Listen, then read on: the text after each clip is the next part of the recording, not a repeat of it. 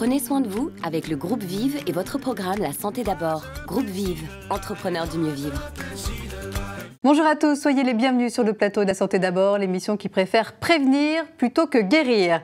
Bien vieillir chez soi, on en rêve tous, et le gouvernement aussi qui souhaite accélérer aujourd'hui ce fameux virage domiciliaire. Et pour cause, tout le monde est gagnant. Les personnes âgées ou en fragilité qui souhaitent rester chez elles et les finances publiques, car une prise en charge en EHPAD ou à l'hôpital, ça coûte très cher. Quelle solution pour bien vieillir à domicile? On en parle aujourd'hui sur le plateau de La Santé d'abord.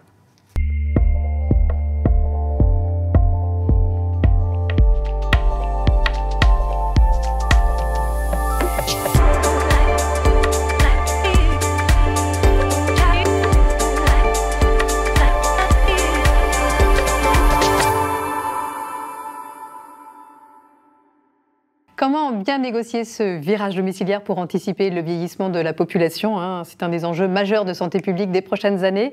En 2030, plus de 20 millions de Français seront âgés de plus de 60 ans. Alors pour débattre de ce sujet, j'ai le plaisir de recevoir Bruno Favier, médecin et conseiller médical du groupe de la MGEN, Julie Bay, ergothérapeute à Paris, et Guillaume Go, pharmacien entrepreneur dans le domaine de la e-santé. Bonjour à tous les trois. Bonjour. Merci d'être avec nous. Vous n'avez pas 60 ans encore là, personne? Non, pas encore. Alors, j'aimerais d'abord qu'on revienne sur cette notion assez nouvelle de virage domiciliaire. Qu'est-ce que ça signifie exactement? Bruno Favier, qui est en direct avec nous et malheureusement pas sur le plateau, mais bon, on vous entend bien et on vous voit bien. Alors, ce virage domiciliaire, qu'est-ce que ça veut dire exactement? Bonjour à toutes et à tous. Le virage domiciliaire, ça s'applique d'abord à la perte d'autonomie des gens donc, qui sont en situation de perte d'autonomie et pour lequel, pendant des années, voire des décennies, il y avait la philosophie, en tout cas la mise en œuvre du tout institutionnel. Voilà. Et puis depuis, pour des raisons qu'on évoquera, pour plusieurs raisons, depuis quelques années, on se dit finalement, tout le monde, gouvernement le premier, mais pas que, évidemment, que ça serait bien de proposer des solutions alternatives à ce tout institutionnel, l'EHPAD en particulier, mais pas que, et puis que de proposer à des personnes qui sont en situation de perte d'autonomie de pouvoir continuer à vivre chez elles, à leur domicile. Guillaume Go. Oui, le maintien à domicile, il est important, que ce soit en bonne santé ou lorsqu'on a déjà eu un pépin. Et donc, dans le champ du sanitaire, le maintien à domicile, aujourd'hui, s'impose. On parle de virage domiciliaire ou parfois virage ambulatoire, mais c'est vrai que le terme domiciliaire parle plus en fait au grand public. Et puis psychologiquement, on a envie de vieillir chez soi, on a envie de rester chez soi, Julie. C'est ce que souhaitent les personnes âgées. Effectivement, elles veulent rester chez elles, dans un environnement qu'elles connaissent et elles sont bien plus heureuses comme ça. Voilà, mais qui soit sécurisé. Bien sûr. Et elles sont 85% à vouloir vieillir à domicile, pour autant qu'on prenne en compte leurs besoins et leurs attentes. Alors, je vous propose également d'écouter les réflexions et convictions d'un expert du sujet, Jawad Ajam, qui est directeur du développement Santige, qui est Centre d'expertise nationale des technologies de l'information et de la communication pour l'autonomie, parce que, je le disais en introduction, le maintien à domicile est aujourd'hui, donc plus que jamais, un véritable enjeu de santé publique. Mais pourquoi en France sommes-nous aussi en retard dans ce domaine? Pourquoi le gouvernement n'a-t-il pas anticipé ce déséquilibre de la pyramide démographique? Bien, nous avons posé ces questions à Jawad Ajam, on l'écoute.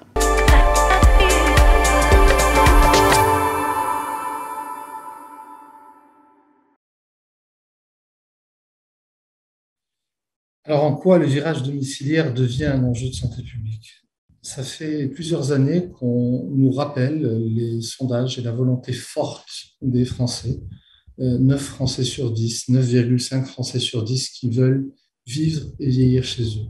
Et le domicile est le lieu qui permet d'accompagner ce vieillissement actif et le plus en bonne santé possible. C'est un enjeu de santé publique sur un plan économique, effectivement, parce qu'on ne peut pas éternellement construire des résidences, des EHPAD, les adapter, mais c'est aussi un enjeu de santé publique en termes de qualité de vie, en termes d'humanité, parce qu'on a envie de vivre et de vieillir heureux. On est en retard par rapport à nos voisins, d'une part parce que les innovations technologiques, ça fait seulement quelques années qu'on les engage, et d'autre part parce que nous sommes un pays où la prise en charge de la personne âgée est extrêmement complexe. je pense que la France a besoin finalement de revoir son organisation, de revoir ses moyens finalement et de penser autrement la prise en charge du vieillissement et de le penser autrement en tenant compte d'une part d'une population qui est différente et d'autre part d'un environnement et une ville qui doit être accueillante. Est-ce que les appareils dits connectés règlent tous les problèmes du maintien à domicile? Non. Les appareils connectés, les équipements, les innovations technologiques doivent être un soutien aux aidants, un soutien aux personnes âgées, et ils doivent correspondre aux besoins et aux usages. Donc vous êtes d'accord, on a engagé en France trop tardivement ces innovations technologiques indispensables au maintien à domicile? Guillaume Gault? On a un retard en effet, parce que très souvent on traite le problème lorsqu'il est là et pas lorsqu'il se présente. Ça fait déjà une vingtaine d'années que la pyramide, je dirais, s'accentue en termes de déséquilibre démographique. Et puis elle va continuer à le faire encore pendant 50 ans. Et donc c'est dans cette période-là qu'il va falloir en effet prendre des mesures. Il faut juste avoir en tête qu'il va y avoir plus de 6 millions de personnes de plus de 75 ans. Donc c'est extrêmement important. On va passer de 12 à 18 millions en l'espace de quelques années. Donc il va falloir bien sûr prendre en compte cette réalité. Oui, parce qu'on ne pourra pas construire éternellement des EHPAD. Il y a un moment donné, ça ne sera plus possible. Bruno Favier? Le maintien, la vie à domicile, le reste à charge pour une personne, ce qui reste à payer pour une personne qui a une maladie d'Alzheimer par exemple, c'est en moyenne de 570 €, 600 € par mois au domicile, alors qu'en EHPAD, c'est 2300 €. Si on est pris trop tard, pardon, si je peux ajouter un mot, est-ce qu'on est pris trop tard? Je veux surtout pas, je renierai une partie de ma vie de gériatre, je veux surtout pas tomber dans l'EHPAD bashing. Voilà. On a en France ce que n'ont pas d'autres pays, on a les EHPAD, avec les dérives des EHPAD, avec les imperfections des EHPAD, avec plein de choses qui font que ce modèle, et puis surtout, ce modèle est dépassé, qu'il faut changer, mais on a cet outil qui s'est imposé en France, alors que d'autres pays européens en particulier n'ont pas les EHPAD. Et ça a obnubilé toute la réflexion, tous les moyens financiers, toutes les énergies pendant des décennies qui sont concentrés sur l'EHPAD et en occultant tout ce qui peut se faire de merveilleux au domicile, là où les gens souhaitent vivre. On parlait tout à l'heure des solutions technologiques qu'on peut mettre en place pour détecter un problème. Mais alors, quelles sont ces solutions technologiques? Julie? Il va y avoir le collier qui détecte les chutes et qui peut contacter directement les pompiers, les services de secours. Voilà, qu'on peut doter sa grand-mère comme ça à la maison, si ça rassure la famille. On est beaucoup à travers des objets connectés. Ouais. On est collier, montre, pendentif, c'est peut-être plus discret. Et puis smartphone, bien sûr. Aujourd'hui, c'est l'outil essentiel de la santé numérique. Mais Jawad Ajam le disait tout à l'heure, les appareils connectés ne vont pas régler tous les problèmes, mais vont venir en soutien. Donc le numérique, c'est bien, mais le numérique humanisé, c'est encore mieux. Et la preuve, justement, avec vous, Guillaume Gault, vous avez créé Continuum Plus, une application de télésurveillance humanisée qui permet aux personnes souffrant de maladies chroniques, et c'est souvent le cas des personnes âgées, de pouvoir rester chez soi et d'éviter le plus possible les séjours à l'hôpital. Donc expliquez-nous un petit peu comment ça fonctionne. Alors Continuum Plus, c'est le nom de la société. La solution, c'est une solution d'accompagnement à domicile qui s'appelle donc AcoAdom et qui permet justement de proposer le suivi du patient au domicile lorsqu'il est atteint de maladies chroniques, comme le cancer. Voilà. Le cancer, aujourd'hui, est de plus en plus suivi à domicile. On le voit, il y a un virage ambulatoire des traitements qui se prennent à la maison, et on est souvent seul, isolé, face à la prise de ce traitement et aux conséquences que cela peut avoir, des effets secondaires, et la gestion de ces situations à risque est extrêmement délicate. Donc pour ce faire, eh bien, on a imaginé mettre à disposition une solution numérique, mais également un suivi de proximité par le biais de l'infirmière libérale. Et donc c'est l'infirmière au domicile, l'infirmière de proximité du patient, qui va réaliser ce suivi en lien avec l'établissement, l'équipe spécialisée qui est, elle, à l'hôpital. Donc on a vraiment un continuum hôpital-ville-domicile qui est assuré par le biais de cette solution. Et finalement, dans quel cas, dans les prochaines années, le maintien à domicile ne sera vraiment pas possible? Là, on n'aura pas d'autre choix que d'aller dans un établissement spécialisé, EHPAD ou séjour hospitalier. Est-ce que... Enfin, on essaie de rester positif, mais non. Mais tout pourrait être possible. Non, pas tout. Bien sûr, en soins critiques, cela n'est pas possible. Bien sûr. Les soins tertiaires qui sont dévolus à l'hôpital, donc ça c'est extrêmement important. On peut aujourd'hui imaginer le virage domiciliaire, en tout cas pour beaucoup de situations. On parlait d'Alzheimer tout à l'heure, donc on pourrait être atteint d'Alzheimer et pouvoir vieillir chez soi. Grâce à la technologie, grâce à la surveillance, ça vous paraît quelque chose de réalisable? La réponse est oui, sous réserve effectivement qu'il y ait une capacité d'organiser un réseau humain. Bien sûr. Mais oui, bien sûr, y compris dans des cas sévères, même si effectivement on peut imaginer que demain l'institution elle servira toujours, ne serait-ce que de manière temporaire. Mais oui, bien sûr, on peut imaginer voilà, il y a des situations plus douloureuses récemment pour lesquelles il est difficile parfois, pour des raisons purement psychologiques, d'imaginer la vie au domicile, en perte d'autonomie. Je parle par exemple de la fin de vie, c'est une situation compliquée. Je parle effectivement de stades terminaux de cancer, mais techniquement, humainement, et si les personnes en expriment le souhait, oui. Alors, bon, je pense qu'on l'a compris, bientôt on n'aura pas d'autre choix que le maintien à domicile, vu le vieillissement de la population et ce déséquilibre de la pyramide démographique. Mais encore faut-il que le logement, on le disait tout à l'heure, soit adapté à la personne en situation de dépendance, d'où l'importance de savoir repérer de façon très précoce les premiers signes de perte d'autonomie. Alors, quels sont ces signes sur lesquels il faut être vraiment vigilant pour pouvoir bien adapter cet environnement? Bruno Favier. Alors là on a donc un exemple d'une grille qui s'appelle la grille Agir, qui permet, sur un certain nombre d'items discriminatifs ou illustratifs, de déterminer l'état de perte d'autonomie d'une personne. On évalue la perte d'autonomie de la personne avec une cotation en 6 items. L'item, la GIR 1, ce qu'on appelle le GIR 1, c'est des personnes qui sont très peu autonomes, ou plus du tout autonomes. Et puis GIR 6, c'est vous et moi.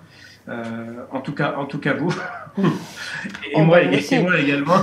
Où on n'a donc aucun critère de perte d'autonomie. Voilà. Alors justement, en Terre-Doc, dans l'Hérault, il existe un dispositif spécifique pour détecter les fragilités des personnes âgées. Une infirmière, c'est une profession qui est également en train de se réinventer et qui va être au cœur de ce dispositif de maintien à domicile. Cette infirmière vient évaluer à domicile de la personne son autonomie. Je vous propose de voir comment ça se passe sur le terrain. Regardez.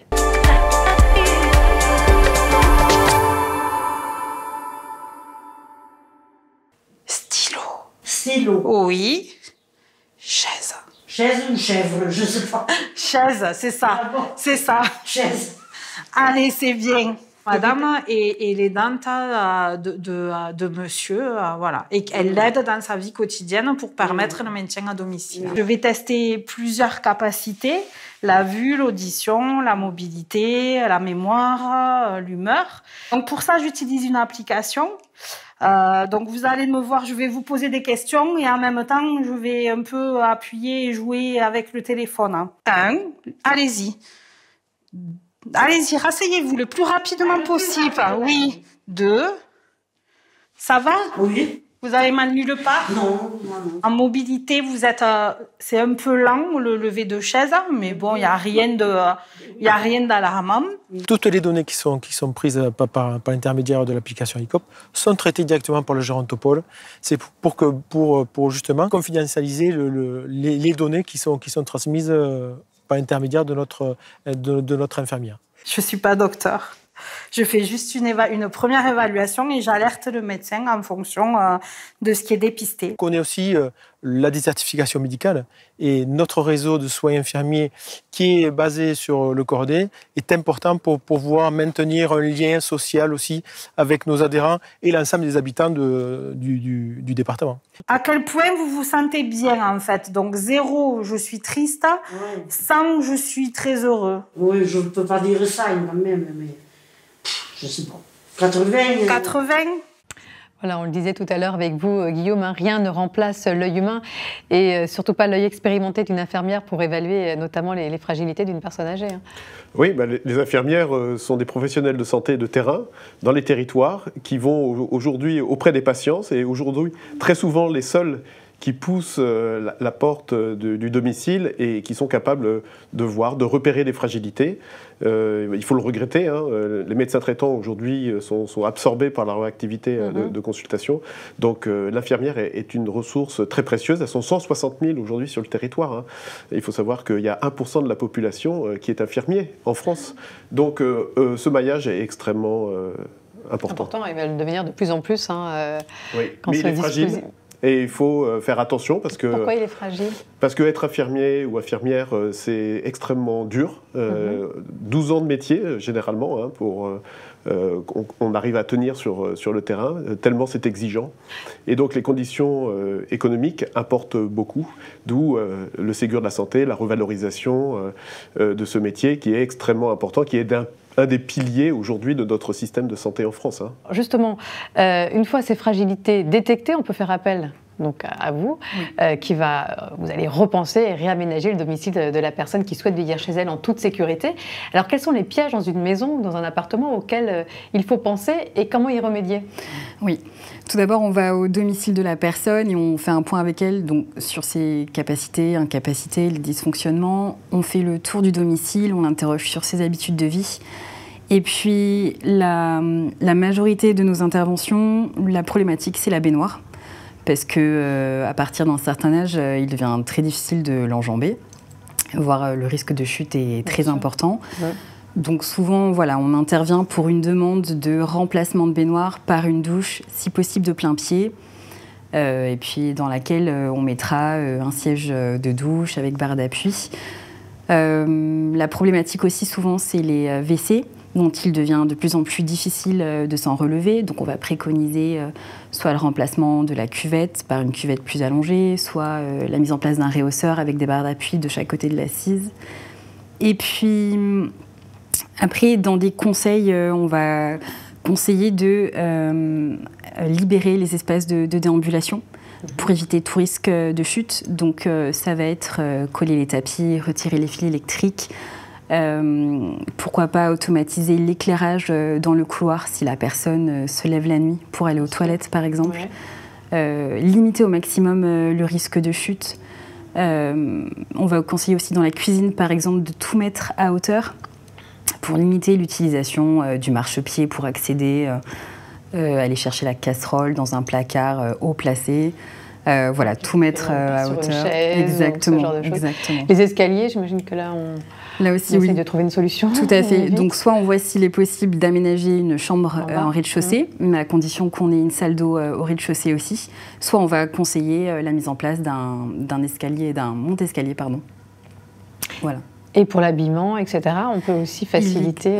Il existe plein d'aides techniques. Quand on perd en motricité fine, en force dans les membres supérieurs, il existe plein d'aides techniques pour enfiler ses bas, fermer les fermetures éclairs. Donc, c'est des manches en fait, pour faciliter l'appréhension, pour fermer les boutons, les fermetures éclairs, etc. Et c'est pareil pour la cuisine. Il existe plein d'adaptations pour faciliter la prise des couverts, des sets de table antidérapants, des couteaux à manche épaissie. Voilà, il existe plein de choses en fait qu'on trouve sur Internet et avec les conseils d'un ergo, la personne peut tout à fait être conseillée pour faciliter son quotidien. Moi, personnellement, je ne savais pas que ce métier existait. Enfin, Oui, et puis moi j'ai une question, c'est les personnes âgées, elles sont très attachées à leur environnement, la façon dont sont placées les choses. Oui. Donc comment on arrive à finalement leur faire changer leur habitude, comment elles arrivent à sortir du déni peut-être du besoin d'aménagement? En général, elles ne sont pas attachées à leur baignoire, ça, elles savent que ça doit être modifié. On retrouve, je pense que la personne elle est quand même consciente du danger. Donc je reçois pas de résistance quand je propose le placement d'une barre d'appui pour le franchissement d'une petite marche. Dans tous les cas, c'est pour que monsieur ou madame puisse toujours accéder à son balcon, par exemple. C'est une démarche active, en fait, de sa part. Complètement. Très souvent. Complètement. Se dire, moi, je préfère rester chez moi, finalement, je suis prêt à faire quelques concessions que plutôt de vieillir en dehors de chez moi. Souvent, on est appelé par les enfants ou les petits-enfants. Oui. Ouais. Donc, il y a toute la famille qui est là et l'idée, c'est que la personne âgée reste à domicile. Donc, on a des personnes qui sont plutôt réceptives à nos conseils. que les médecins sont suffisamment informés justement de ce moyen de prévention, par l'ergothérapie notamment? Oui, bien sûr, bien sûr. Voilà, Vous savez, en gériatrie, c'est le lien entre la gériatrie et l'ergothérapie, il est intime et ancien, et évidemment un bénéfice incroyable. Mais ce que je veux juste dire, c'est que oui, les médecins connaissent, mais aujourd'hui, la santé, la prévention, c'est plus seulement une affaire de médecins. La capacité de maintenir, c'est vraiment l'affaire des équipes. Et c'est ça, en fait, qui change aujourd'hui, c'est la capacité d'appréhender. Vous avez parlé tout à l'heure, je crois, des pharmaciens, hein, qui sont des professionnels de santé qui aujourd'hui interviennent de manière incroyable, on l'a vu pendant le Covid. Vous avez parlé des infirmières, on a parlé des ergothérapeutes, et c'est ça, c'est la force de l'équipe, finalement, qui va permettre cette vie à domicile. Voilà, avec le soutien du gouvernement, bien sûr, mais alors on en est où, là? On en est où, justement? Quelles sont les avancées les plus marquantes en termes de... Enfin, en tout cas, dans le domaine du maintien à domicile? Je crois qu'on va le savoir dans quelques années, malheureusement, mais heureusement aussi parce qu'il y a des innovations organisationnelles qui sont actuellement financées par l'assurance maladie, par le gouvernement. On appelle ça les expérimentations article 51, il y en a plus de 100 en France. Il y a eu 1000 demandes qui ont été réalisées. Et l'article 51, c'est tester une innovation organisationnelle, une innovation numérique, technologique, voire une innovation financière, avec des forfaits qui sont aux patients, pluriprofessionnels, et qui permettent de rémunérer sur un épisode de soins l'ensemble des différents acteurs. Donc nous bénéficions par exemple de ce type de dispositif pendant 3 ans. Donc on est à la fin de la première année. Voilà, et ça s'appelle Acoadom Picto, et ça permet de tester le suivi par l'infirmière au domicile ou le suivi par le pharmacien d'officine. Donc vous voyez, c'est 2 acteurs de proximité, toujours en lien avec le médecin traitant, parce que nous ne l'oublions pas, c'est une affaire d'équipe de soins primaires en ville, et qui doit être en lien avec l'établissement, encore une fois. Donc oui, il y a des financements, et je pense qu'on verra cela traduire dans ce qu'on appelle le droit commun, c'est-à-dire le remboursement par la sécurité sociale de ce type d'innovation dans quelques années. D'accord, donc il y a beaucoup d'expérimentations en cours. Maintenant, comment ça va être financé? Est-ce que ça va être financé? Alors, le mode de financement, de toute façon, ça reste toujours l'assurance maladie, bien sûr, en grande partie. Et puis après, éventuellement, il y a le rôle des mutuelles. Bruno Favier, vous vouliez rajouter quelque chose? Je veux le citer, et je m'en voudrais de l'oublier quand même. Il y a la capacité aujourd'hui, quand on est aidant, d'être proche aidant, d'être en partie financé. Et ça, c'est une avancée qui est quand même extrêmement importante pour que les personnes qui aident des personnes en perte d'autonomie puissent effectivement être présentes sans subir trop de pertes de revenus. Finalement, qu'est-ce qui va être le plus difficile à négocier dans ce virage domiciliaire? C'est faire évoluer les mentalités. C'est vrai qu'il y a encore beaucoup de freins qui persistent. Les freins psychologiques, on le disait tout à l'heure, des seniors qui refusent de se voir vieillir. Économique aussi, réaménager son domicile, ça coûte un petit peu d'argent, ou encore administratif. Que les démarches peuvent nous paraître compliquées. Pour moi, je pense que c'est la gestion organisationnelle qui est la plus complexe. C'est d'arriver à se dire il faut que ça change. Et donc, c'est de faire évoluer la mentalité, non pas des patients ou des usagers, je crois qu'ils sont prêts à cela, mais des professionnels de santé pour repenser les choses de manière différente. D'accord. Julie? Oui, mettre en place toute cette coordination, ça va demander un travail, en fait, voilà, pour qu'on vienne tous à domicile, aider nos aînés, etc. Bruno Favier, le petit mot de la fin. Guillaume l'a dit tout à l'heure, il y a cette question, effectivement, le virage domiciliaire, on ne peut pas le disjoindre de tout ce qui se fait en ambulatoire. Et cette question, elle doit être traitée de manière concomitante. Je prends, par exemple, la situation la plus fréquente d'entrée en institution pour des personnes âgées qui ont une perte d'autonomie déjà préexistante, c'est l'hospitalisation en urgence. Le passage je vais caricaturer, et c'est jamais bien de le faire, mais c'est juste pour la démonstration. Le passage sur un brancard pendant 48 heures aux urgences, qui aujourd'hui en plus vivent une situation critique, puis l'hospitalisation dans un service qui ne sera souvent pas de service de gériatrie mais de médecine, puis finalement au bout de quelques jours la sanction et la demande à la personne ou à sa famille, qu'est-ce que vous voulez faire? Rentrer à domicile, non aménagé par exemple, ou rentrer en EHPAD. Voilà, c'est tout ce cycle qu'il faut casser, il faut anticiper, on l'a dit depuis quelques dizaines de minutes, on le dit, il faut anticiper, il faut prévenir, et de manière à éviter ce passage terrible qui est le passage aux urgences pour des personnes en perte d'autonomie.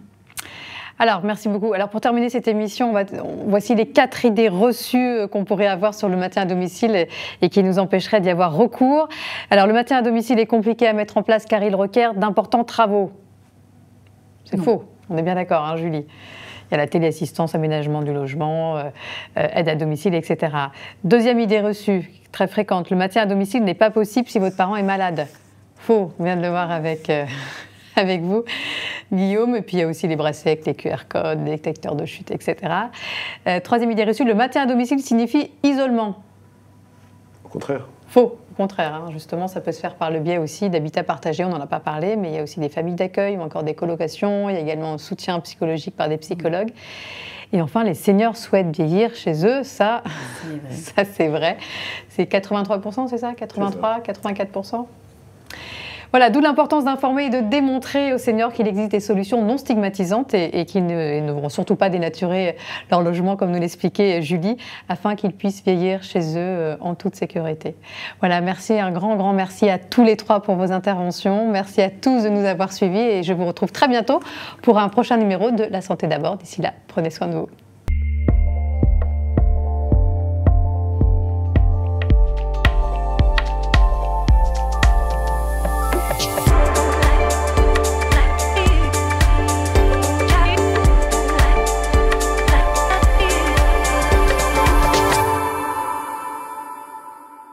Le groupe Vive vous a présenté La Santé d'abord, le programme qui prend soin de vous. Groupe Vive, entrepreneurs du mieux vivre.